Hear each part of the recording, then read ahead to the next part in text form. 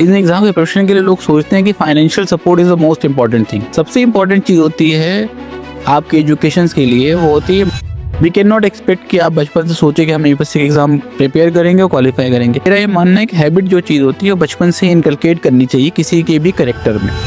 क्या UPSC clear करने के लिए एक कोई पर्टिकुलर एटीट्यूड होता है? कैसे एक बच्चे को पता चले कि मेरे को इस एग्जाम के लिए प्रिपेयर करना चाहिए? देखिए, सबसे इंपॉर्टेंट जो क्वालिटी एग्जाम के लिए वो है पहली चीज़, और दूसरा है और सर ये भी कहा जाता है कि once you become an IAS और तो उसके बाद आपके आसपास के लोगों का बिहेवियर आपके साथ चेंज हो जाता है। क्या आपने भी ऐसा कुछ महसूस किया? देखिए, ये थोड़ा आपने अभी बताया कि आप रांची म्युनिसिपल कमिश्नर भी रहे हैं, तो वहाँ पर आपका वो एक्सपीरियंस कैसे था? This was the most challenging and most important phase of my career. और जब आप डीएम रहते हो तो आपका मेन एजेंडा रहता है law and order, revenue administration, land के मैटर्स, रूरल डेवलपमेंट।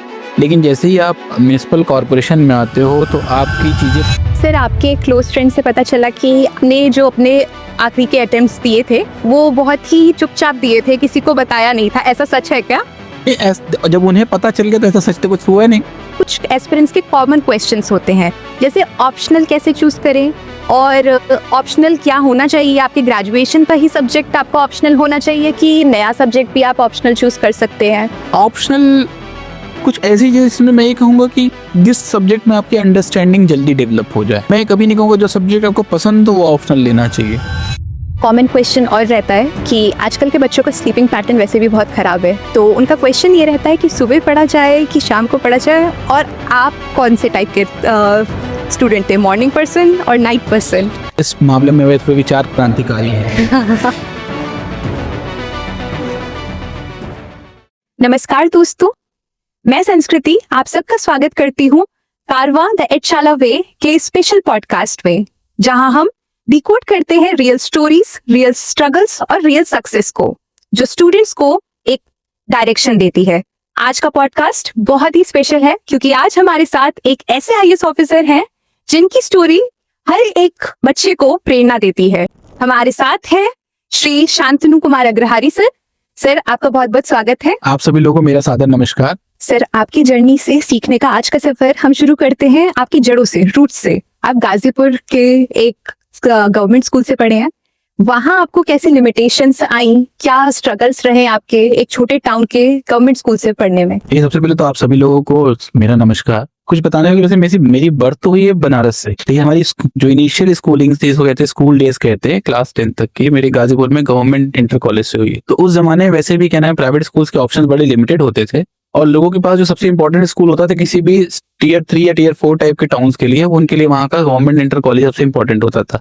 तो मैं ऐसा कभी नहीं कह सकता कि मुझे I was not being blessed to get school in private school. My school was good enough, and उसके साथ एक अच्छी चीज ये थी कि वहाँ के जो टीचर्स थे, हाँ हो सकता है कि वहाँ चूंकि सरकारी स्कूलों में जो स्टूडेंट्स की संख्या होती है वो बहुत ज्यादा होती है, लेकिन टीचर्स जो होते हैं वो भी उतने ही अच्छे होते हैं। तो उनका गाइडेंस मुझे हमेशा अच्छे से मिला। स्कूल्स में मैंने स्कूल में एजुकेशन में, एक्स्ट्रा करिकुलर एक्टिविटीज में परफॉर्मेंस हमेशा ठीक रही हमारी। हालांकि मैं कभी टॉपर नहीं था, फर्स्ट सेकंड थर्ड नहीं आता था, बट मैं ये भी नहीं कह सकते कि मैं रैंक 5 के बाद आता हूँ, थर्ड फोर्थ फिफ्थ सिक्स में रैंक आती थी मेरी। तो मतलब teachers were happy with my performance and I was also having a good reputation with all the concern teachers. जी सर, तो इसी से हम दूसरे क्वेश्चन पे आते हैं कि आपके घर का एकेडमिक एनवायरनमेंट कैसा था, बैकग्राउंड कैसा था, और क्या घर की तरफ से बहुत पढ़ाई को लेकर कुछ था कि सारी मोटिवेशन सेल्फ ड्रिवन थी आपकी? देखिए, मैं एक टिपिकल बिजनेस कम्युनिटी से बिलोंग करता हूँ। तो हमारी एक फैमिली जो थी वो शॉपकीपर फैमिली थी, और वहाँ पे पढ़ाई को लेके ना तो बहुत ज्यादा मतलब एंथुसियाज्म भी नहीं था और बहुत ज्यादा लोगों को पेसिमिज्म भी नहीं था। ठीक है, अगर आप अच्छा पढ़ रहे हो तो आप कंटिन्यू करिए, और फैमिली मेंबर्स का, पेरेंट्स का, गार्जियंस का हमेशा यही रहा कि if you are doing well we will support you always. तो मुझे हमेशा उनके पास एक सपोर्ट मिलता रहा, क्योंकि मैं ये नहीं कह सकता कि मैं टॉपर था, लेकिन मैं ये भी कह सकता हूँ कि अपने घर के जो इन्वायरमेंट और आसपास के मोहल्ले के इन्वायरमेंट को देखा जाए तो I was a good performer. तो लोगों की मुझसे एक्सपेक्टेशन रहती थी कि I would be doing good in studies in future. तो मुझे कभी भी सब लोगों से कहीं से भी मुझे कोई हिंड्रेंस नहीं मिली, बल्कि हमेशा सपोर्ट मिला रिगार्डिंग माय एजुकेशन। आपने कहा कि आपको घर से सपोर्ट था। बहुत जो बच्चे होते हैं जो छोटे टाउन्स में हैं, उनको घर से बहुत सपोर्ट नहीं होता है, बहुत सारी कठिनाइयों का भी सामना करना पड़ता है, क्योंकि उनको लगता है कि हमारे रीच से एग्जाम्स थोड़े बाहर हैं, क्योंकि सुविधाएं नहीं है उतनी, आज के डेट में भी देखें तो बहुत सारे टायर 2 टायर 3 सिटीज हैं जहाँ पे इतनी सुविधाएं अभी भी नहीं है, तो उनको लगता है हमारे रीच से ही एग्जाम्स बाहर हैं। इन एग्जाम के प्रिपरेशन के लिए लोग सोचते हैं कि financial support is the most important thing. जी तो मैं ये कहना चाहूंगा, मेरे साथ मतलब फाइनेंशियल सपोर्ट फुल नहीं था, या फाइनेंशियल सपोर्ट था या नहीं था ये इज इमटेरियल, क्योंकि एक बेसिक लेवल की जो चीजें रिक्वायरमेंट थी वो थी। सबसे इंपॉर्टेंट चीज होती है आपके एजुकेशन के लिए, वो होती है मोरल सपोर्ट और इमोशनल सपोर्ट। वो मुझे अपनी फैमिली मेंबर से हमेशा, पेरेंट्स और गार्जियन से हमेशा मिलता रहा, क्योंकि बचपन से कभी किसी ने सोचा नहीं था कि मैं आईएएस बनूंगा। हमारे पास ये सोचा था कि जो कि हम लोग की शॉप पे काम करना है, अच्छा पढ़ाई कर रहे हैं, ठीक है, नहीं करेंगे तो वापस अपने फैमिली बिजनेस में इंटीग्रेट हो जाएंगे। लेकिन चूंकि मेरी एजुकेशन में आई वाज डूइंग वेल, तो लोगों को एक्सपेक्टेशन थी नहीं ठीक है आप आगे बढ़ते रहिए और आप करते रहिए। तो इमोशनल और मोरल ग्राउंड पे ना मुझे न केवल फैमिली मेंबर्स का, बल्कि मैं तो कहूंगा कि मेरे जो डिस्टेंट रिलेटिव्स हैं उनका भी मुझे हमेशा सपोर्ट रहा। ये तो बहुत अच्छी बात है, बहुत लोगों के पास वो नहीं होता है। तो उस केस में वो बच्चे क्या करें, मतलब जहां पर उनके पेरेंट्स, कभी कभार होता है जब आप बड़े सपने देखते हैं तो पेरेंट्स भी आपको कहते हैं कि बड़े क्या छोटे ही थोड़े सपने देखिए, क्योंकि हमारे पास रिसोर्सेज कम है, इतना सपोर्ट भी नहीं है, उनके पास मॉरल सपोर्ट भी नहीं होता है। वो देखिए सबसे इम्पोर्टेंट है कि अगर हम केवल ये सोच के बचपन से पढ़ाई करें कि मुझे यूपीएससी का एग्जाम ही क्वालिफाई करना है, तो ये एक फार फिच थॉट है। वी कैन नॉट एक्सपेक्ट कि आप बचपन से सोचे कि हम यूपीएससी का एग्जाम प्रिपेयर करेंगे और क्वालिफाई करेंगे। मेरा ये मानना है कि हैबिट जो चीज होती है वो बचपन से इनकलकेट करनी चाहिए किसी के भी करेक्टर में। अगर आप रेगुलर थोड़ी बहुत भी पढ़ाई कर रहे हैं, अगर एक हफ्ता 10 दिन आपकी पढ़ाई नहीं हुई तो उससे कोई दिक्कत नहीं है, लेकिन रेगुलर हाफ एन आवर 1 घंटा स्कूल के बाद भी आप पढ़ाई कर रहे हैं तो योर मतलब at least you are matching your studies along with your schools. ठीक है, आपके स्कूल में जो पढ़ाई चल रही है उसके साथ आप मैच कर रहे हैं, तो मतलब आपके साथ उम्मीदें बनी रहती हैं और आपको कभी भी एक मेंटल, जो कह सकते हैं कि हमें कहीं मेंटल ब्लॉक भी नहीं रखता है, न कभी भी किसी भी तरह का स्ट्रेस लेवल भी नहीं पड़ता है, और कभी हैरेसमेंट वाली टाइप की फीलिंग भी नहीं आती, अरे मैं परफॉर्म नहीं कर पाया या कुछ ऐसा नहीं। तो एक हैबिट में जो चीजें ना, एजुकेशन को लाइफ का एक पार्ट बना के रखना चाहिए। Studies, sports, extra curricular, family affairs, सभी चीजों के साथ टाइम का डिस्ट्रीब्यूशन होना चाहिए।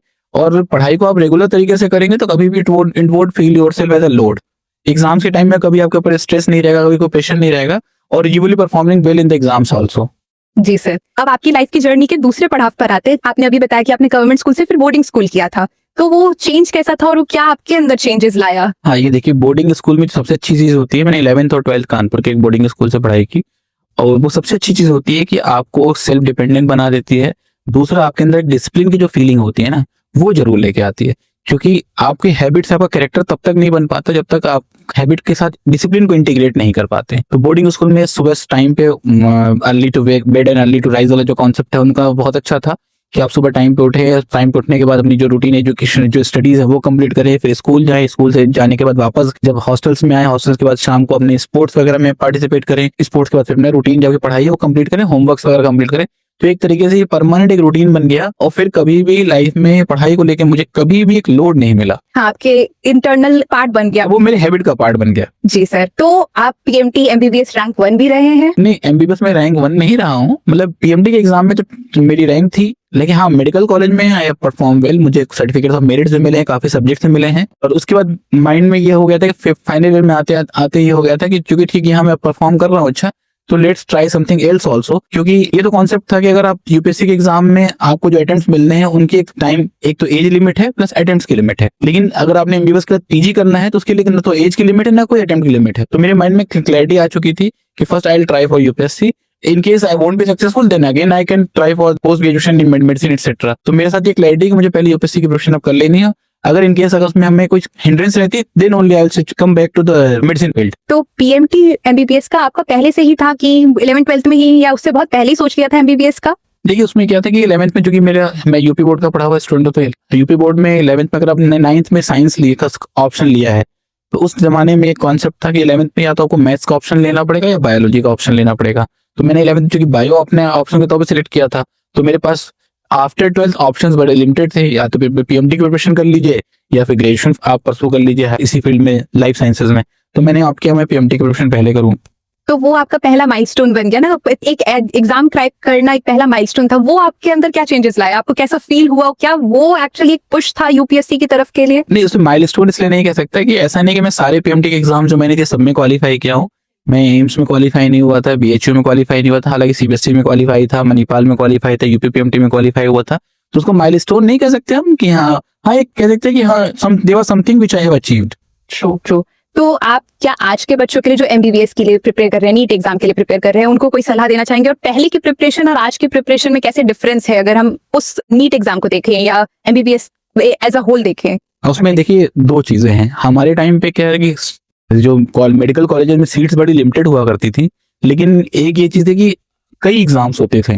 एम्स का अलग एग्जाम है, जिपमर का अलग एग्जाम है, सीबीएसई पीएमटी का अलग एग्जाम होता था, यूपी पीएमटी का अलग एग्जाम होता था, बीएचयू का अलग एग्जाम होता था। तो आप एक महीने डेढ़ महीने तक एग्जाम ही देते रहते थे। तो आपकी उम्मीद रहती थी चलो एक एग्जाम हो सकता परफॉर्म नहीं अच्छा किया, वो दूसरे में अच्छा कर सकते, तो I can get a chance to get enrolled in the MBBS.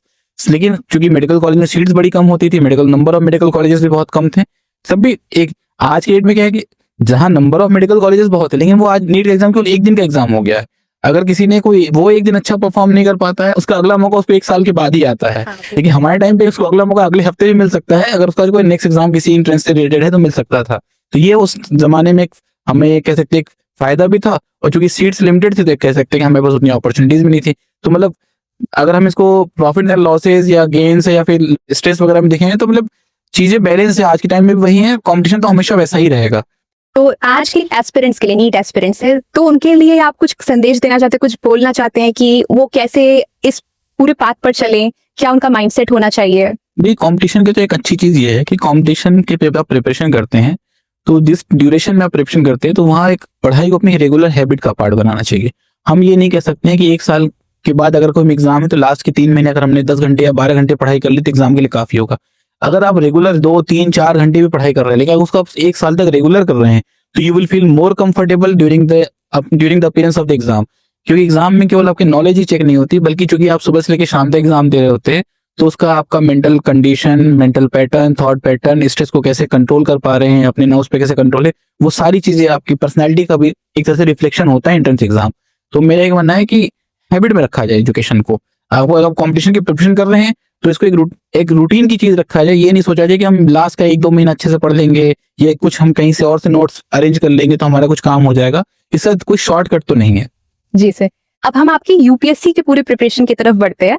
UPSC का एग्जैक्ट थॉट कब आया और आपने क्या सोचकर इस तरफ ट्रांजिशन किया? देखिए, यूपीएससी के एग्जाम की जो मेरे 2-4 इंटरव्यूज मैंने देखे थे तो मुझे एक समझ में आने लगा था कि I can think of appearing in this exam. लेकिन जब मैं इंटर्नशिप में था तो उसमें मैंने अपना माइंड मेकअप कर लिया। हालांकि मैं जब एग्जाम में अपीयर हुआ हूँ, जब भी यूपीएससी के एग्जाम में, तो मैं हमेशा I was always in job.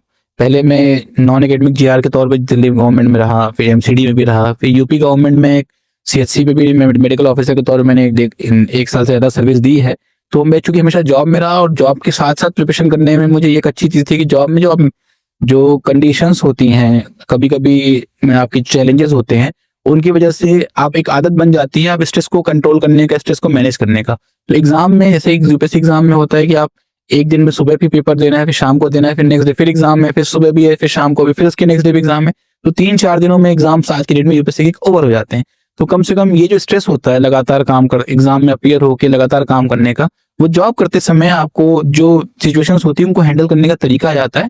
तो एग्जाम में भी वो बहुत ज्यादा आपके लिए प्रॉब्लमेटिक नहीं रहता है। तो आप एडवाइस करेंगे कि जो लोग जॉब के साथ प्रिपेयर करने का सोच रहे हैं वो करें, वो कंटिन्यू करें? देखिए, मैं एडवाइस ऐसी कुछ नहीं कि आप जॉब करना चाहिए या नहीं करना चाहिए, लेकिन मेरा कहना है कि अगर आप जॉब करते हुए यूपीएससी की प्रिपरेशन कर रहे हैं तो जॉब को एक लायबिलिटी ना माना जाए। जॉब की वजह से होता है आपको पढ़ने का कुछ ड्यूरेशन या कुछ टाइम्स कम मिल जाए, लेकिन आपकी जो पर्सनैलिटी का जो पोर्शन है, जो मैं फिर बार बार बोल रहा हूँ कि परसिस्टेंसी जो है वो आपकी जॉब करते रहने से लाइफ का पार्ट बनी रहती है। तो एग्जाम में आपको डेफिनेटली हेल्प करती है। दूसरी चीज जो मैं कहना चाहूंगा कि जॉब का जो एक्सपीरियंस होता है, you are interacting with a lot of people, you are paying your obeisance to some authority.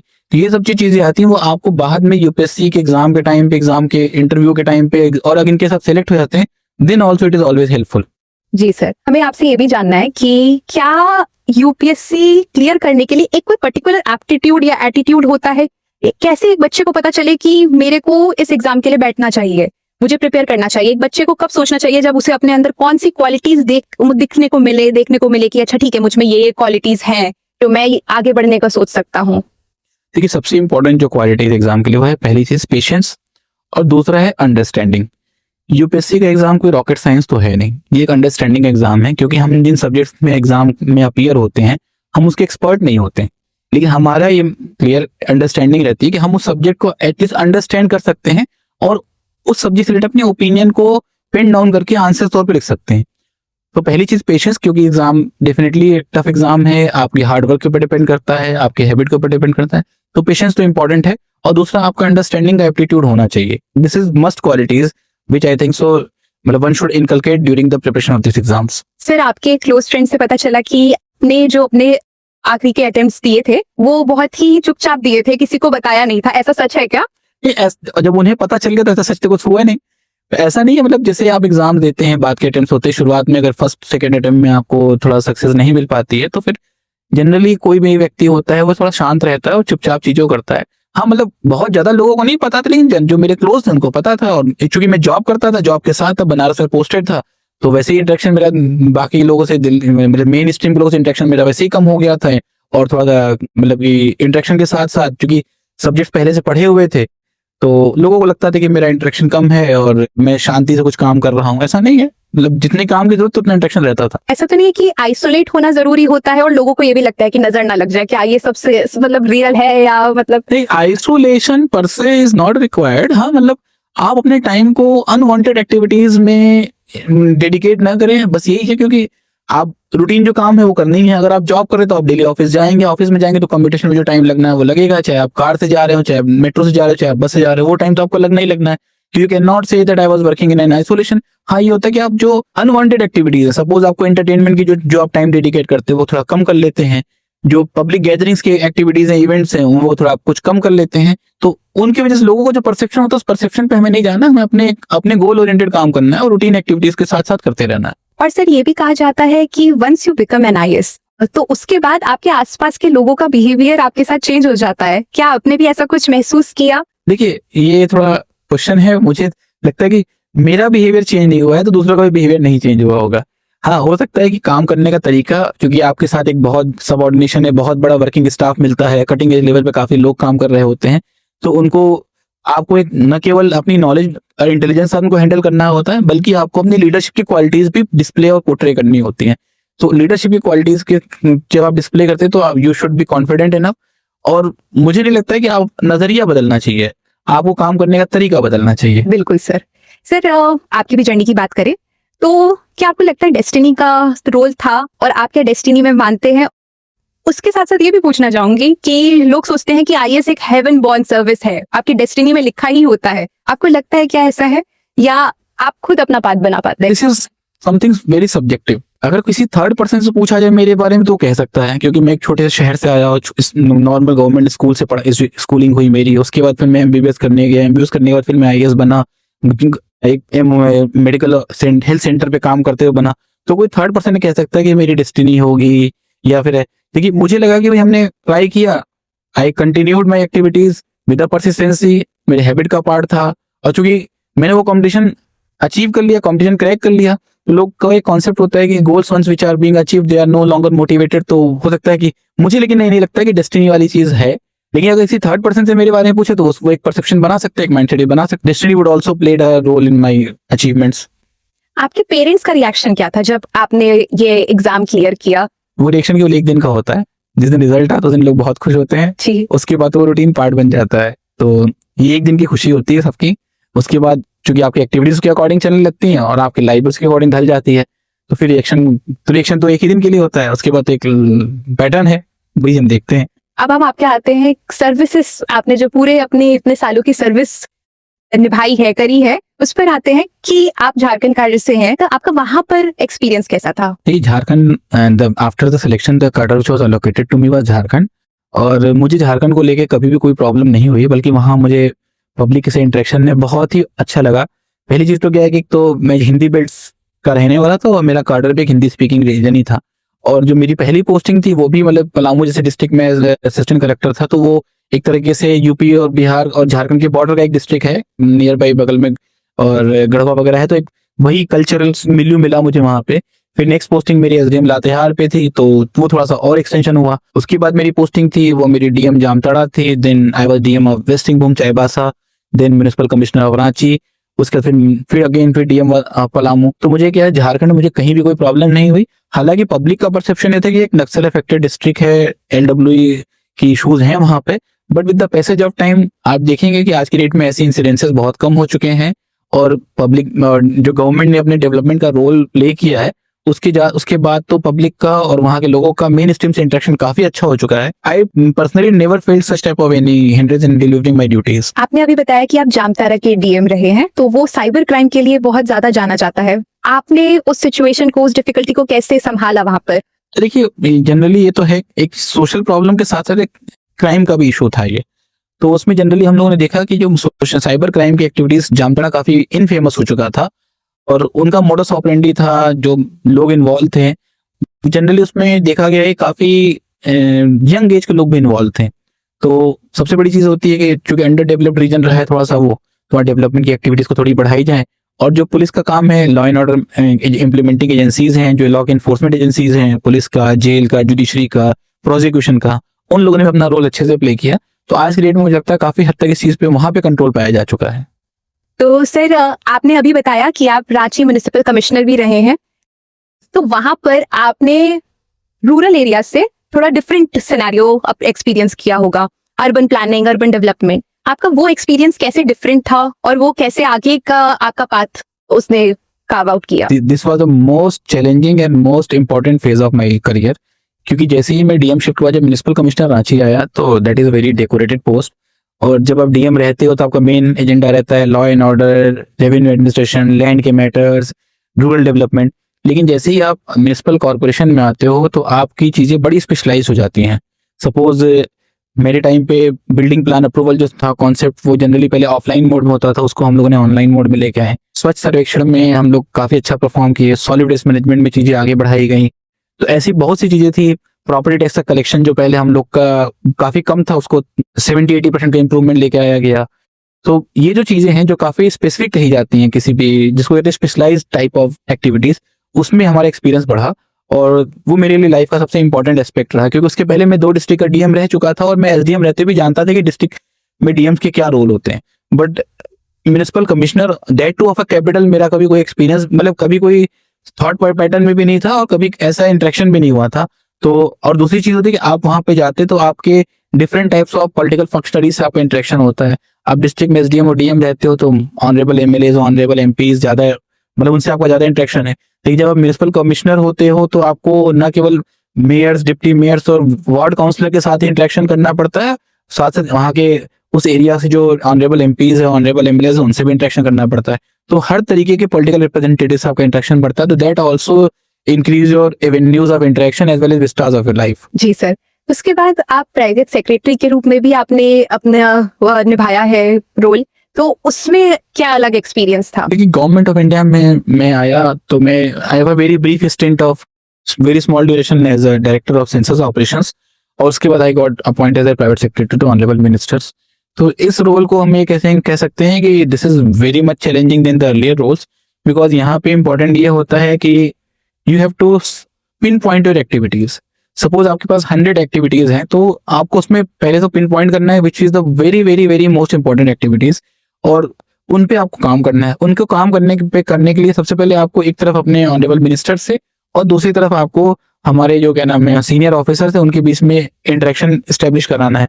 उसके बाद जो down the line subordinate staffs हैं, सबऑर्डिनेट डिविजन्स हैं, उनके बीच में कोऑर्डिनेशन स्टेब्लिश कराना है। और सबसे इंपॉर्टेंट चीज होती है इस पूरी एक्टिविटीज में, there should be no lack of confidence. Full confidence establish करते हुए चीजों को आगे बढ़ाना है।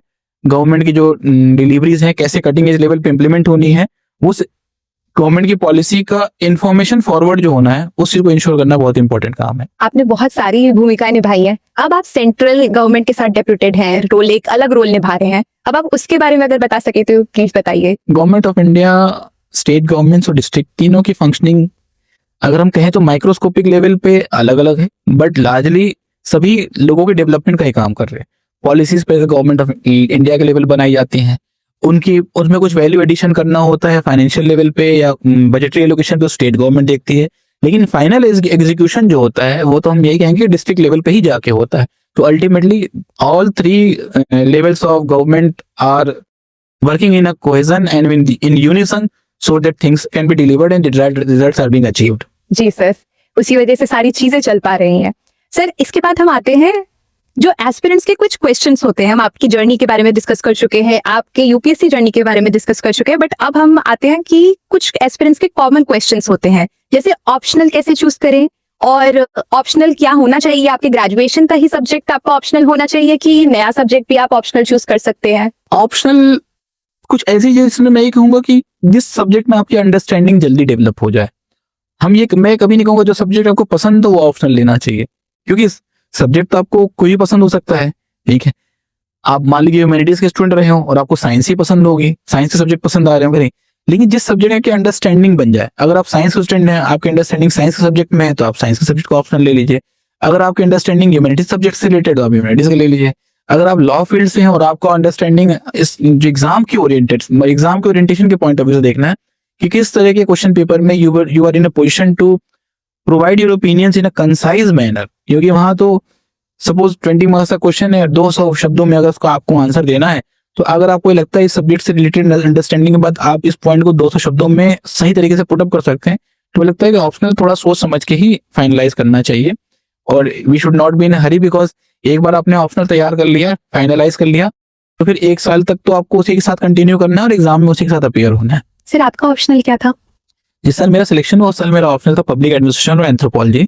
हालांकि उसके पहले के अटेम्प्ट्स मैंने जूलॉजी और एंथ्रोपोलॉजी के साथ भी ऑप्शनल दिए हैं, ज्योग्राफी और एंथ्रो के साथ भी अटेम्प्ट दिए हैं, लेकिन सिलेक्शन वाले साल मेरा पब्लिक और एंथ्रो था। तो ऑप्शनल चेंज करना क्या आप सजेस्ट करेंगे बच्चों को मिड? ये थोड़ा बड़े ही इंडिविजुअल क्वेश्चन है कि इस बार सब्जेक्ट में आपके अच्छे मार्क्स नहीं आते हैं तो मन में डाइसी सा फीलिंग बनी रहती है ऑप्शनल चेंज करना चाहिए या नहीं। लेकिन अगर ये फीलिंग आ रही है तो उस पर डिसीजन जल्दी ले लेना चाहिए।